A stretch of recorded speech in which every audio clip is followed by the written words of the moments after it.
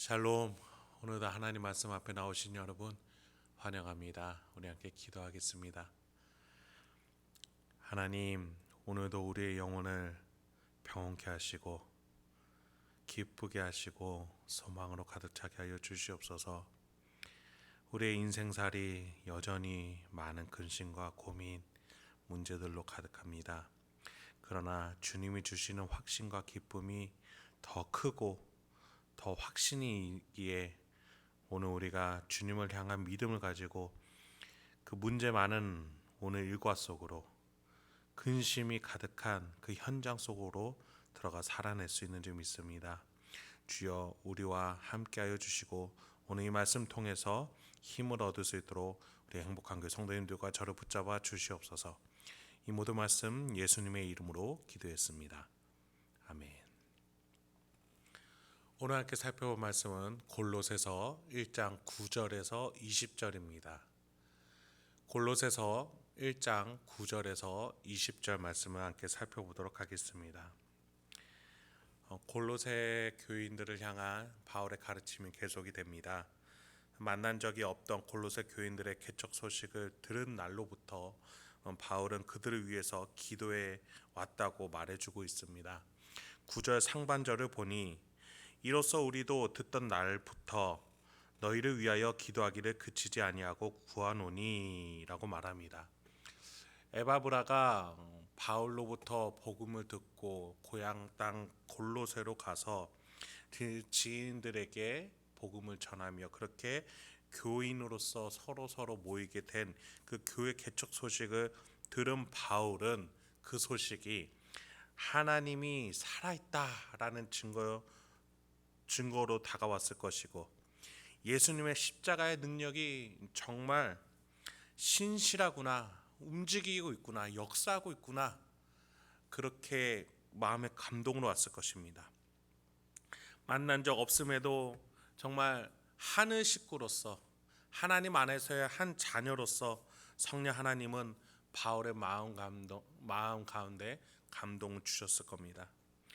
이런 감격으로 바울은 그들을 위해서 기도하게 됐던 겁니다. 그래서 이제 바울은 그들을 위해서 어떻게 기도해야 하는지, 그리고 어떻게 지금 그 기도에 심령이 불타는지 세세하게 나열을 해줍니다. 9절 하반절부터 10절은 먼저 이렇게 기도했다라고 말해줍니다. 너희로 하여금 모든 신령한 지혜와 총명에 하나님의 뜻을 아는 것으로 채우게 하시고 주께 합당하게 행하여 범사에 기쁘시게 하고 모든 선한 일에 열매를 맺게 하시며 하나님을 아는 것에 자라게 하시고.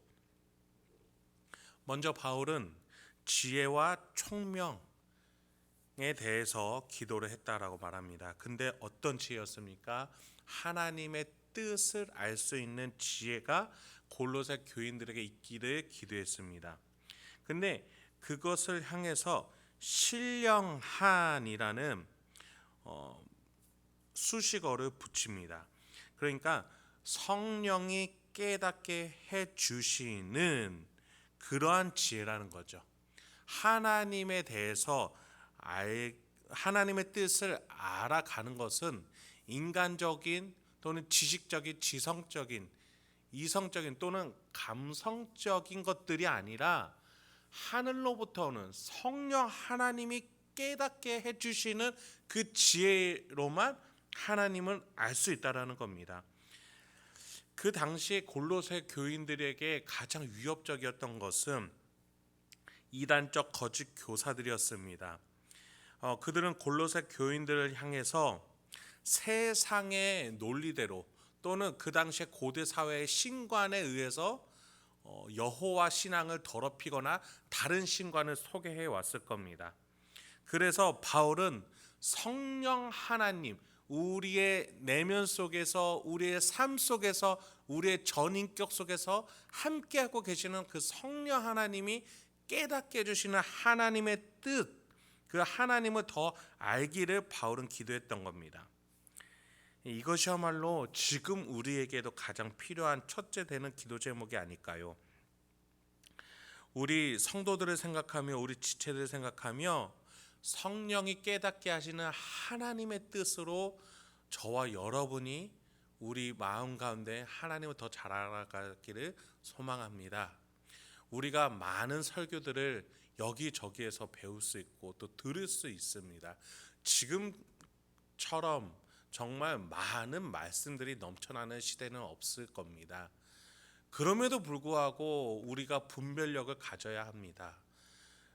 어떠한 유명한 목사가 말해주는 것이 또는 유명한 지식이 많은 교수가 말해주는 것이 아니라 성령 하나님이 내 안에 살아 계실 때에 그 유명하신 교수님의 말씀인 나에게 하나님의 말씀으로, 또 그 유명하신 목사님일지라도 그분의 신실한 그 증거가 내 안에서 하나님의 말씀으로 역사할 수 있다는 겁니다.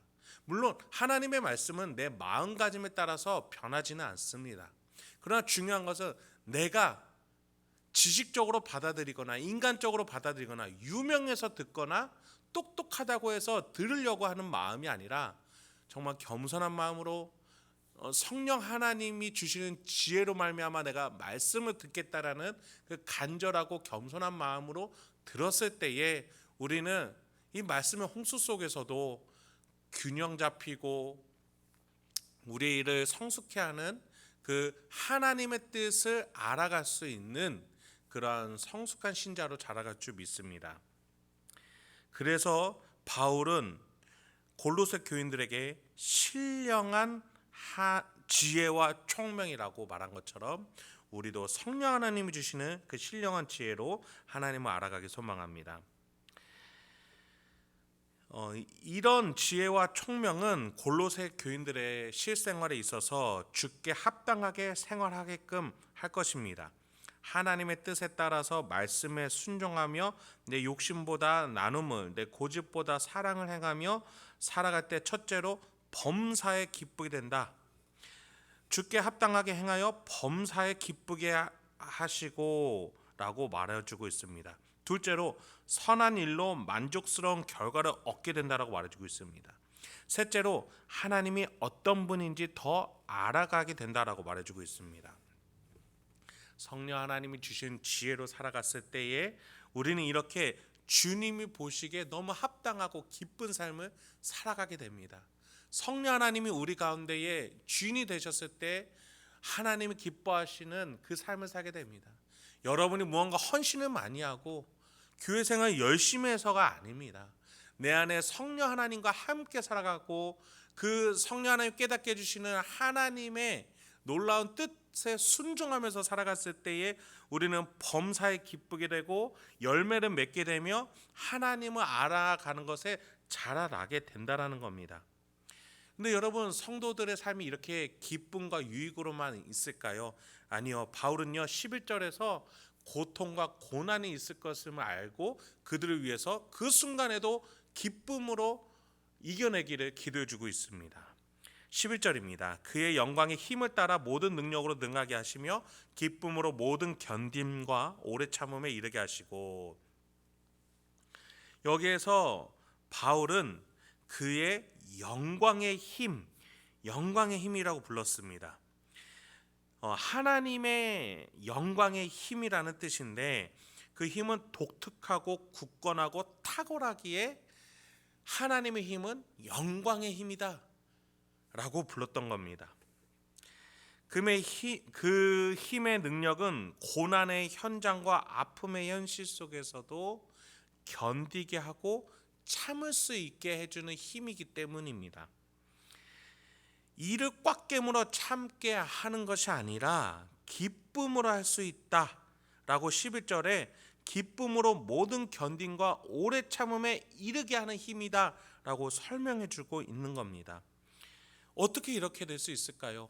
마음에서 기쁨이 우러나오기 때문에 현실에 있는 문제와 고난과 아픔을 압도하게 되는 것입니다. 여러분, 지금 이 편지가요 바울이 쓸 때 어디 있다고 말씀을 드렸습니까? 감옥에서, 로마 감옥에서 쓰고 있습니다. 그가 말하는 것이라면 그 감옥의 현장에서 하나님이 주시는 확신으로 기뻐하기 때문에 그 감옥의 현장에서도 기뻐하라, 하나님이 주시는 신령한 지혜로 기뻐할 수 있는 나를 바라보면 너희도 기뻐할 수 있다. 하나님의 복음은 이렇게 위대한 것이다. 이런 고백을 하고 있는 것이죠. 12절로 이어집니다.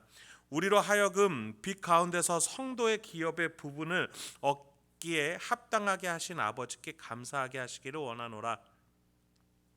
골로새 교인들이 이렇게 땅의 힘이 아니라 하늘의 능력으로, 하늘 소망으로 기쁠 때에 풍성하게 기뻐하며 슬플 때에도 마땅히 감당하면서도 기뻐할 수 있는 이유가 있다라는 겁니다.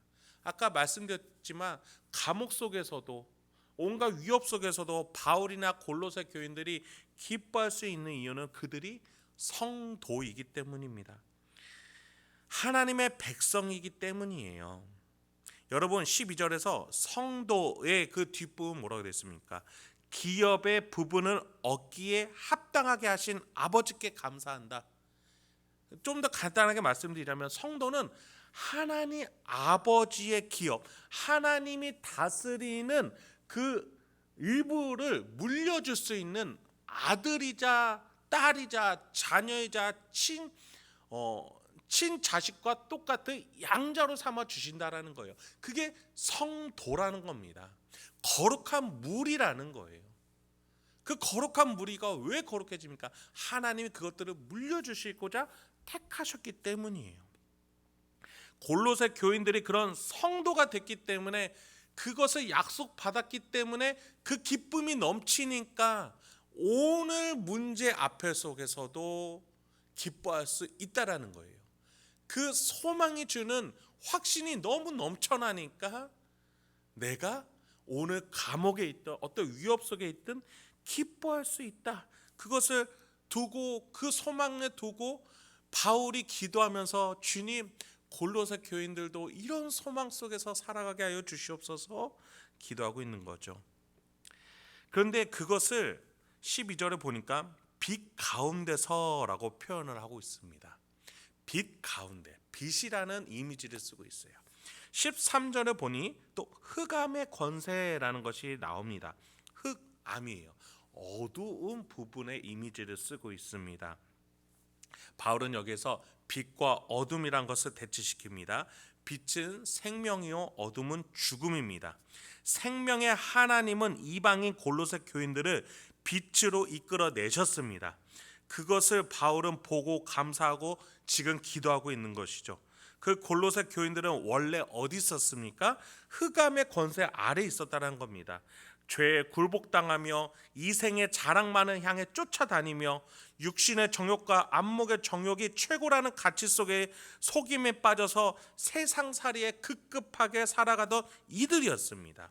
그렇게 인생살이가 없어져 버릴 모래성과 같은 물질과 자랑으로 허비되게끔 그들은 흑암의 권세 아래에 빠져 있었다는 겁니다. 그런 그들을 하나님은 빛으로 인도하셨습니다. 그리고 그들로 성도가 되게끔 하셨습니다.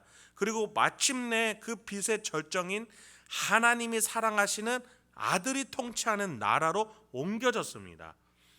13, 14절은 그래서 이렇게 고백하고 있습니다. 바울은 그가 우리를 흑암의 권세에서 건져내사 그의 사랑의 아들의 나라로 옮기셨으니 그 아들 안에서 우리가 속량 곧 죄사함을 얻었도다. 여러분, 땅의 것만 한번 바라보십시오. 어떠십니까? 현실 문제 속에서 우리는 근심과 걱정, 한숨이 늘어갈 수밖에 없습니다. 여러분, 우리가 무엇을 보고서 기뻐하며 살아갈 수 있습니까? 저는요, 요즘에요, 보험이라는 것만 생각하면은 너무 복잡합니다.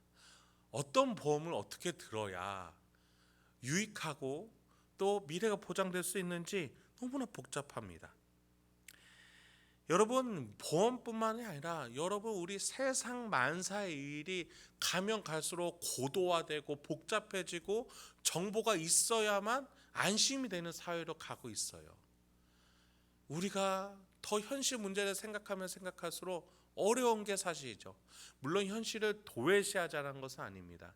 그런데 그 현실에 살아내려면 현실에서 싸워내서 이겨내는 정보력만으로는 우리는 결코 행복할 수 없다라는 겁니다. 반드시 더 근원적이고 중심적이며 우리의 문제를 감당해 줄 수 있는 어떤 능력이 필요합니다. 그것은 바로 하늘 소망입니다. 그것이 우리에게 복음이 되는 거예요.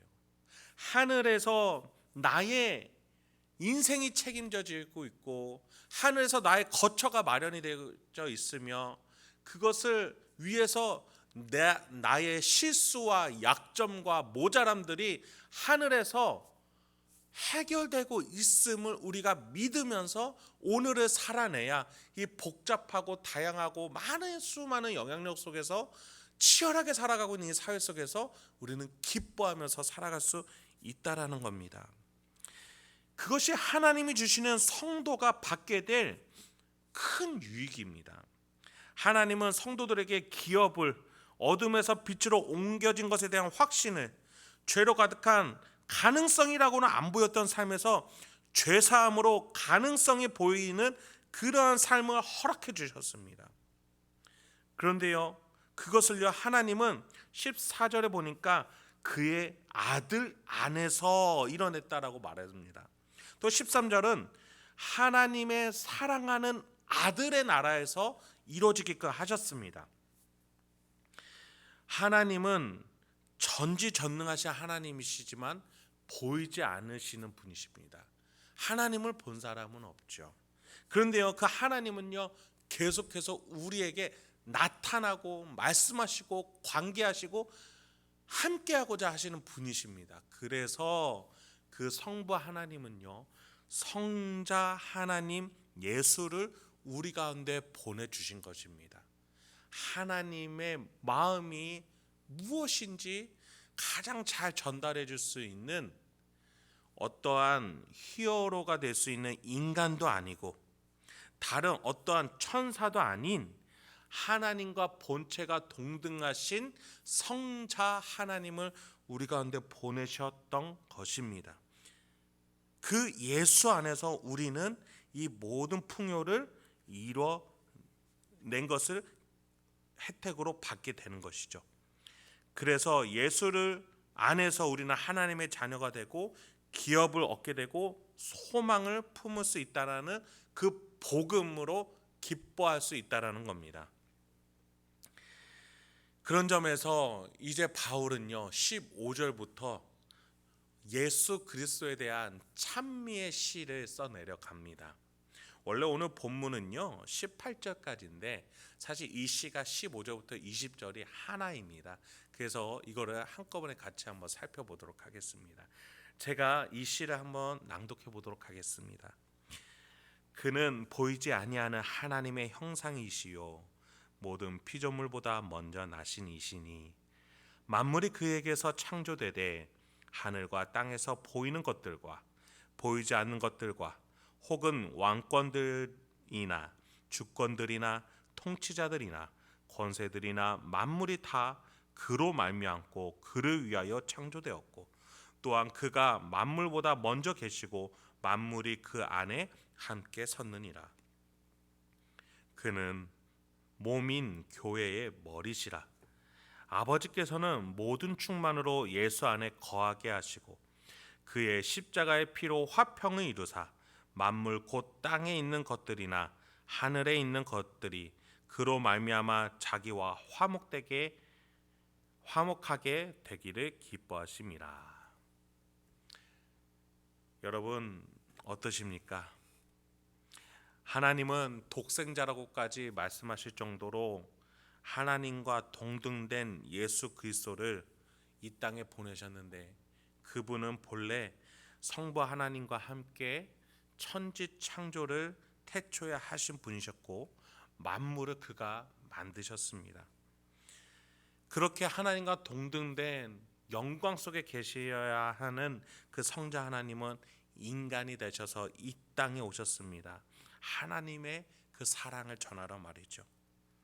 그래서 그 예수는 인류의 머리가 되어 주셨습니다. 인류는 예수의 죽으심으로 죄사함이라는 혜택을 함께 받을 수 있게 됐습니다. 인류는 예수의 부활을 통해서 그것 또한 함께 혜택으로 같이 부활을 할 수 있게 되었습니다. 더 나아가 예수가 하나님 보좌 우편에 앉음으로써 인류 또한 하나님 보좌 우편에 함께 앉을 수 있는 예수와 형제가 한 몸이 될 수 있었습니다. 여러분, 이게 하나님의 계획이었습니다. 구속사였습니다. 이게 하나님의 마음이고 예수님의 목적이었습니다. 이제 말씀을 마치겠습니다. 여러분, 한 해 동안 땅을 바라보며 사셨습니까? 아니면 하늘을 바라보셨습니까? 아니면 하늘 넘어 하나님이 계신 곳을 바라보며 소망과 기쁨으로 사셨습니까? 한 해 동안 많이 힘드셨죠? 어려우셨을 겁니다. 그럼에도 오늘 우리에게 이 복음은 하늘 소망이 이 세상살이의 땅의 모든 것들보다 더 크게 기쁨으로 함께 해줄 것이다 라고 증거해주고 있습니다. 여러분, 오늘 있을 어떤 환경과 어려움 속에서도 하나님이 주시는 소망으로 기쁨이 더 크기를 소망드립니다. 그 기쁨은 여러분의 아픔과 고통을 끌어안아 줄 겁니다. 여러분의 문제와 고민 속으로 들어가 함께 해줄 것입니다. 그렇게 예수 그리스도는 우리를 기쁨으로 이끌어내 주실 것입니다. 그의 사랑의 아들의 나라, 그 샬롬의 나라에 대해서 확신을 가지고 오늘 그 사랑의 나라 속에서 맛보면서 함께 기뻐할 수 있도록 예수는 여러분의 인생을 이끌어 주실 것입니다. 그래서 어떠한 문제와 고통 속에서도 나를 사랑하시는 하나님, 그 사랑을 증거하기 위해서 이 땅에 와주신 예수 그리스도, 그리고 그 하나님과 예수님의 뜻을 오늘도 우리의 심령 가운데, 지성 가운데, 내면 가운데 증거하고 계시는 성령 하나님, 그 성령 하나님이 여러분의 환경 가운데 또 함께하고 계심을 믿으면서 그 삼위일체 하나님과 기뻐하시며 오늘을 살아내실 수 있게 주님의 이름으로 축원드립니다. 함께 기도하겠습니다. 하나님, 오늘도 우리에게 귀한 복음을 허락해 주시니 감사합니다. 예수 그리스도 안에서 우리가 기뻐하게 하여 주시고 하는 소망을 품게 하여 주시고 어떠한 문제와 고통과 기도 제목 속에서도 더 큰 기쁨으로 오늘 하루를 살 수 있도록 주여 인도하여 주시옵소서. 주님, 이 한 해 동안 우리 성도님들 많은 어려움들 속에서도 신앙으로 믿음으로 하나님을 바라보며 살아왔습니다. 더욱더 하나님에 대한 확신과 예수님에 대한 확신, 성령님에 대한 확신을 허락하여 주셔서 하늘 소망으로 기업이 있음을 믿게 해주시고 또 예수와 함께 더욱더 기뻐하게 해주시고 만사에 있어서 범사에 있어서 기뻐할 수 있도록 확신으로 믿음으로 살아갈 수 있도록 주여 우리 성도님들의 심령을 인도해 주시고 생활을 책임져 주시옵소서. 이 모든 말씀 예수님의 이름으로 기도했습니다. 아멘.